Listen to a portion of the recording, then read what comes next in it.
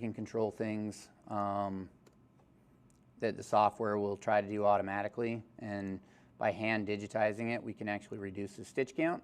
because again, trims add to the time, color changes add to the time, the number of stitches it has to sew adds to the time. And it may not seem like a lot, right? But we were doing patches the other day, and yesterday, I guess, and back when I first started, I had a job that I was making about 400 patches. It was a high stitch count logo, and they sent me the logo, and I took it, and I reduced a lot of the trims in the design, and I ended up saving myself 8.5 hours of sew time. It didn't seem like a lot, you know, you're like, oh, it's just a little bit per patch, but all of that compounds